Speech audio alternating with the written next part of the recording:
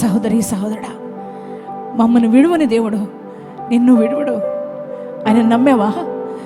ఆయన నమ్ముకుంటే నిన్ను విడిచిపెట్టడు. మనుషులు నమ్మితే మధ్యలో వదిలేసి వెళ్ళిపోతారు. మనుషుల మీద ఆశ పెట్టుకుంటే వాళ్ళు వదిలేస్తారు. నడి సంద్రంలో వదిలేసి వెళ్ళిపోతారు. ఒకవేళ అలా విడిచిపెట్టబడిన స్థితిలో వచ్చావా? మనుషులు నమ్ముకుని మోసపోయి ఉన్నావా? కుటుంబాన్ని నమ్ముకుని మోసపోయి ఉన్నావా?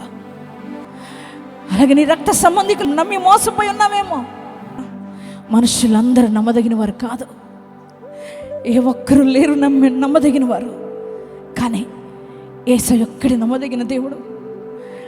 ఆయన నమ్మితే, ఆయన నువ్వు కనుక నమ్మితే చాలు, ఒక్కసారి నీ చేయబట్టుకుంటే ఎప్పుడు విడిచిపెట్టడు. అగ్నిగుండాలు ఎదురైనా, అగ్ని వంటి సమస్యలు ఎదురైనా, జలముల వంటి సమస్యలు ఎదురైనా, తుఫాను వంటి సమస్యలు ఎదురైనా, నిందలు ఆవేదనలు ఎదురవుతున్నా, పోరాటాలు ఎదురవుతున్నా, నేను ఏ రోజు వదిలేయడు. ఎలా చెప్పగలరంటే మమ్మల్ని వదిలేదు ఆయన. పోరాటాలు వస్తున్నప్పుడు, సమస్య వస్తున్నప్పుడు మనుషులందరూ వదిలేసి వెళ్ళిపోయారు. కానీ మాతో నిలిచింది యేసయ్య ఒక్కడే.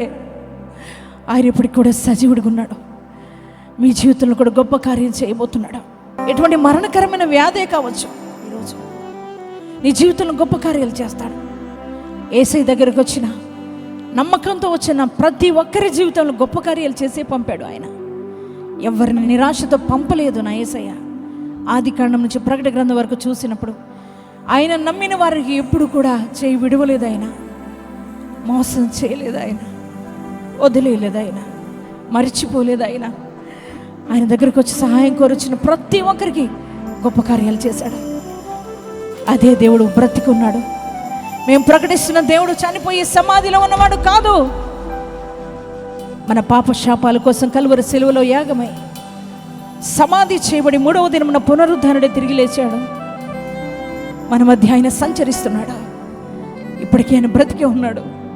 నువ్వు పిలిస్తే వస్తాడు ఈ రోజున. నువ్వు ఆహ్వానిస్తే నీ గుండె గుడిలోనికి వస్తాడు ఈ రోజున. నేను ఒంటరిని డాడీ అని నువ్వు అంటే నీకు తోడుగా ఉండడానికి వస్తాడు.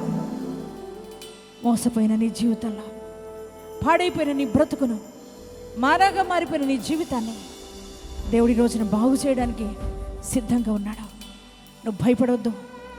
ఏ రోగమైనా ఈ రోజున బాగు చేస్తాడు దేవుడు.